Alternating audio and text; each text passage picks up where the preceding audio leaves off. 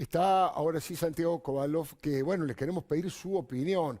Santiago, primero te saludo nuevamente, buenas noches, y te pregunto, de todo este avance sobre la justicia, de la reforma judicial, ¿qué es lo que más te preocupa? ¿Qué es lo que vos crees que es el corazón de este avance autoritario? ¿Y de qué manera se puede enfrentar pacíficamente, por supuesto, como ha dicho la doctora Carrió y tantos otros, ¿no? Bueno, yo diría que hay varios aspectos, el primero de los cuales lo llamaría jibarización. Los jíbaros se caracterizan por la capacidad o el arte siniestro de reducir lo real a un tamaño mínimo. En este momento estamos viendo al Poder Judicial jibarizado por los imperativos personales de la actual vicepresidenta de la Nación. Que la justicia necesita una reforma es un planteo razonable. Que la premura en hacerla se lleve a cabo de esta manera solo evidencia que hay un mandato, que es supeditar la ley al poder y a la demanda de quien se siente implicada en un repertorio de causas que comprometen su libertad futura. Entonces, por un lado tenemos ese reduccionismo, que me parece que es un signo atroz de la comprensión de lo que es el repertorio de instituciones fundamentales de una república. Pero es un acto de canibalismo. En segundo lugar, me parece que es muy importante entender lo que el banderazo del 17 puede significar, Alfredo. Las exposiciones de quienes me precedieron en el uso de la palabra son clarísimas en el orden de lo que son las motivaciones que existen para hacer de la ley un pretexto del poder. Yo lo que quiero decir es esto, si me permitís una pequeña historia. Sí. La pandemia disolvió en buena medida la diferencia entre los días. Jueves, martes, miércoles. Los días daban lo mismo, en el sentido más patético de lo mismo.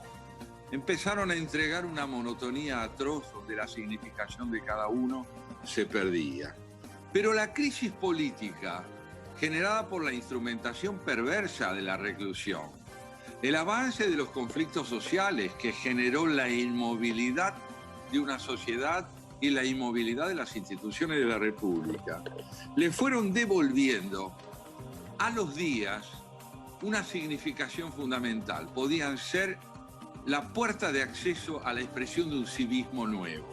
Y las fechas patrias, que tradicionalmente tenían el valor pretextual de meros feriados, se convirtieron ahora en expresión de algo fundamental.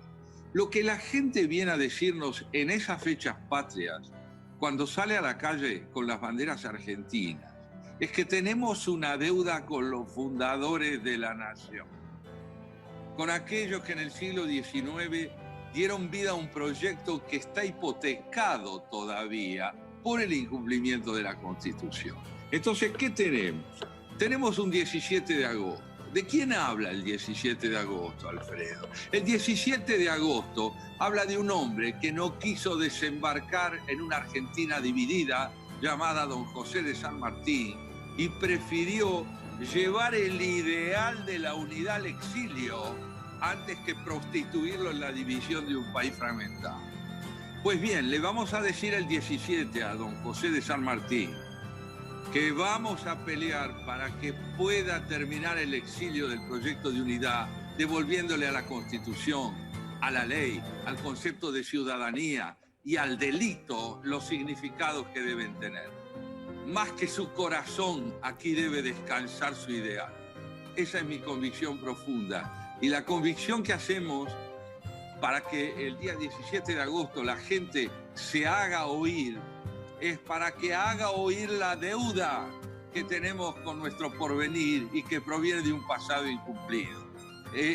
Encarnado en la figura de un hombre como San Martín, que se llevó al exilio el ideal de una patria unida. No te vayas, Santiago, es extraordinario el análisis que has hecho. Quiero seguir conversando con vos, pero le quiero preguntar a la diputada Marcela Campagnoli. Sentido común, ¿no? Robar está mal, matar está mal, porque a veces en boca de los Zaffaroni y de la vida no queda tan claro eso. Parece que está mal condenar a los que roban y a los que matan. Pero si está Santiago Kovalov, ¿no es cierto? Lo seguimos allí. Santiago, yo quería preguntarte respecto de esta suerte de enumeración de todas las broncas, de todo lo que han acumulado distintos ciudadanos, porque a partir de esta movilización que se espera para el 17, no es solamente una cosa estrictamente, lo que se entiende estrictamente por política. Todo es político, por supuesto, pero digo, hay mucho de reacción contra cuestiones de la vida cotidiana. ¿Vos lo sentís igual? Bajo llave el porvenir de los argentinos. La reclusión, que empieza siendo una medida sanitaria, que puede tener mayor o menor consistencia, mayor o menor éxito en su comienzo, se fue convirtiendo poco a poco en un amordazamiento del derecho al porvenir, al trabajo, a la libertad entendida como expresión de elegir un camino para la propia vida a través de la dignidad que da el trabajo, y de un crecimiento enorme de la inseguridad, que no es solamente la posibilidad de estar expuesto al delito, es fundamentalmente la inseguridad que nace del hecho de no saber si uno puede o no tener proyectos. Si puede ser una persona que construya su vida sobre la base de un proyecto, o también tiene que estar encerrado bajo 4 llaves. Mirá, hay algo muy importante. Recién mostrábamos una imagen del actual presidente de la República, una imagen del pasado. Esa imagen del pasado no parece tener nada que ver con el discurso del presente. Son antinómicos, son antitéticos. Parece que el presidente hubiera querido romper con su palabra del pasado mediante su palabra del presente. La marcha que va a tener lugar el 17 y que se suma a las anteriores, pero en una fecha eminente, es una marcha en la cual nosotros queremos generar contigüidad y complementación entre pasado, presente y futuro. Que el pasado no se vea desmentido por el presente, ni el futuro subestimado por la prostitución del presente, convertida en un espacio de inmovilidad. Entonces, continuidad entre pasado, presente y futuro es condición necesaria de la posibilidad de una vida con sentido. Discontinuidad entre pasado y presente, concebir la palabra de ayer como una palabra de la cual uno hoy es irresponsable, es haber renunciado a la verdad, es haber renunciado al espíritu crítico, es haber acatado la idea de que hablar es no decir nada. Oh, impresionante, impresionante. No te vayas, Santiago, ¿eh? Mucha preocupación por que ese barbijo no sea mordaza, que no nos tape los ojos ni la boca, pero que sí sirva para tener todo el cuidado que se corresponde cuando hay presencia de mucha gente, en autos, caminando, conservando la distancia social, con el cuidado del barbijo, con alcohol en gel, pero también con las convicciones que mucha gente lleva ahí. ¿Sabe por qué? Porque todos los días Cristina avanza con el acelerador a fondo. Criminalizar al periodismo es uno de los objetivos. Zaffaroni, Parrilli y Moro atacan los mecanismos, son los que buscan los mecanismos para la censura. En su momento el ex juez de la Corte hizo una grave acusación, habló de terrorismo mediático y ahora hace unos días llamó a los periodistas bestias que incitan a la venganza y el senador, maltratado por Cristina con insultos, quiere colar en la reforma judicial un inciso que sirva como amenaza a los cronistas críticos. Bueno, y el diputado ex radical que hizo el papelón más grande de la historia del radicalismo cuando sacó el 2% de los votos como candidato a presidente, Moró, acusó de todos los males a la Embajada de los Estados Unidos, a la Nación y al diario Clarín. Y Gabriel Mariotto hace muy poco anticipó que va a insistir nuevamente con la nefasta ley de medios. Encima, Zaffaroni dice que con esta oposición es imposible gobernar. La verdad que es insólito, porque esta oposición, le guste o no le guste, solo utiliza palabras e ideas. Algunas palabras más fuertes, otras más prudentes, pero no tira piedras. No enarbola helicópteros, golpistas. No canta Alberto Basura, vos sos la dictadura, como cantaban con Macri. Pero tal vez uno de los atropellos más irracionales y patoteros sean los que están impulsando contra el jefe de todos los fiscales, Eduardo Cáceres. Les quieren cortar la cabeza, cueste lo que cueste y caiga quien caiga. Organizaciones y abogados kirchneristas presentaron entre 12 y 17 pedidos de juicio político contra un funcionario de carrera no politizado que no cometió ninguna falta grave.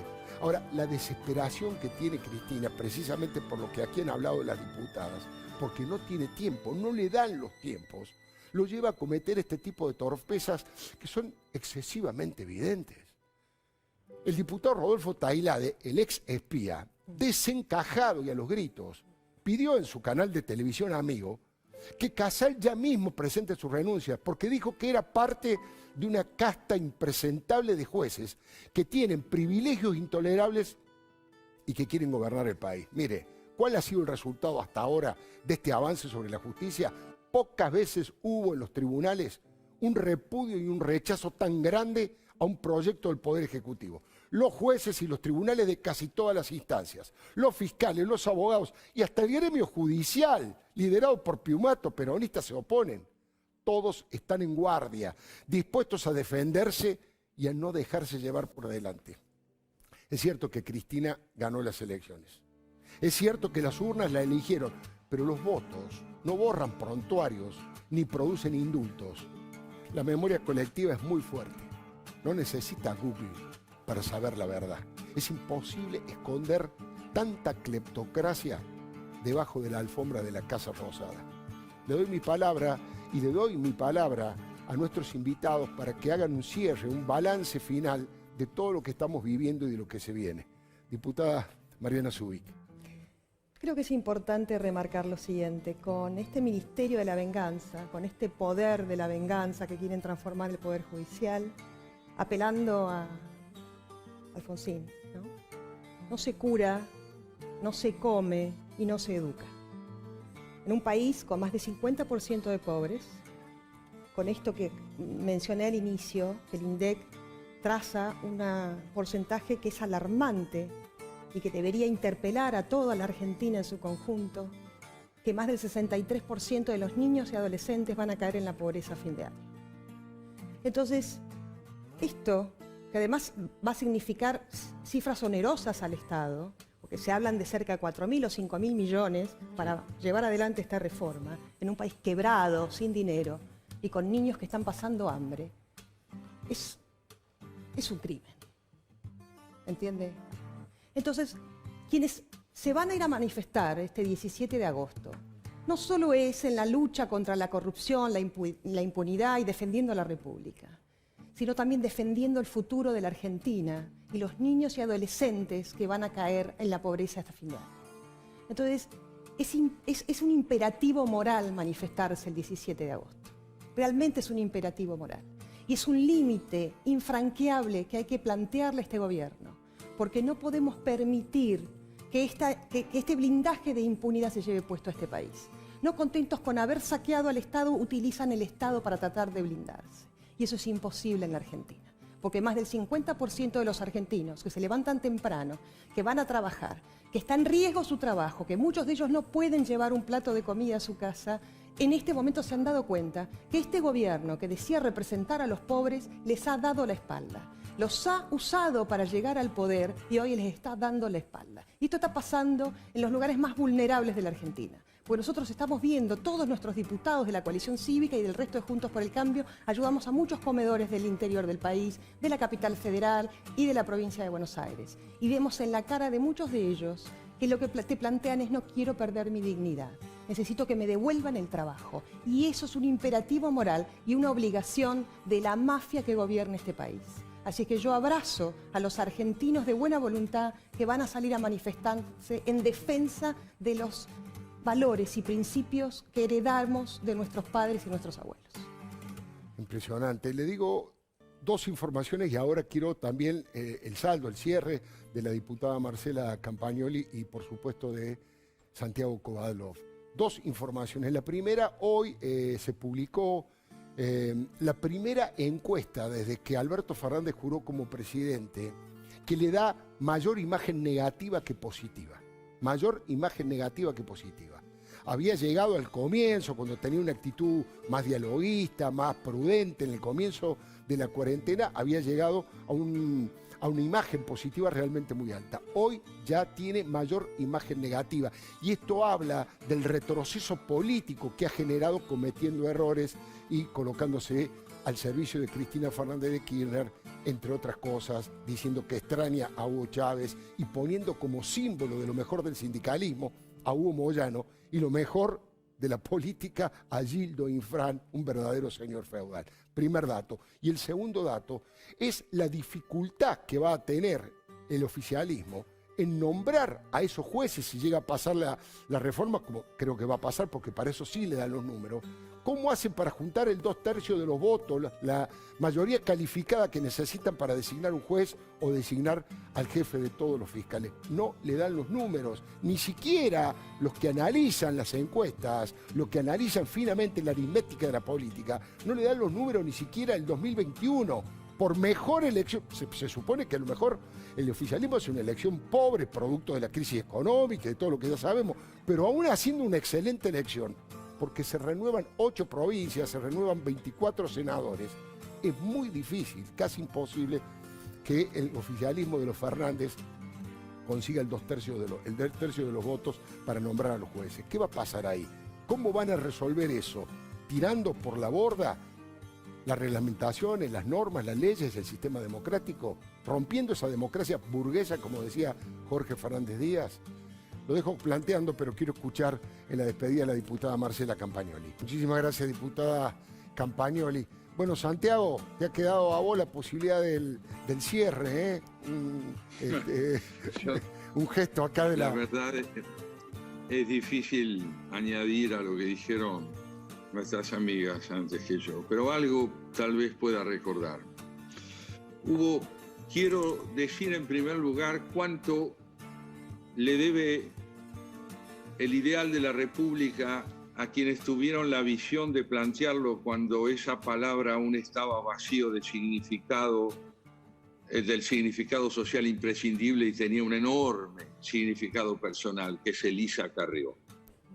Elisa Carrió supo darle vida a la reconciliación de la ética con la política. Y la marcha del 17 es una marcha en la cual sus palabras, las palabras que son además de la Constitución Nacional, de la demanda de trabajo y de futuro, son palabras encarnadas, no son palabras dichas. Las personas se diferencian, entre otras cosas, por esto. Hay gente que habla sobre temas y hay gente que habla desde temas. Habla desde temas porque los tiene en la piel, los tiene en el cuerpo. Y la gente que el 17 va a salir a la calle es gente que son palabras de la República encarnadas en personas. Y lo que vamos a escuchar es la reconciliación de la palabra con la decencia, en el marco de un país donde la palabra está envilecida por la indecencia. Para eso vamos a la calle, para reconciliar a la ética con la política. Santiago Kovalov, diputada Mariana Zubik, diputada Marcela Campagnoli, les agradezco muchísimo.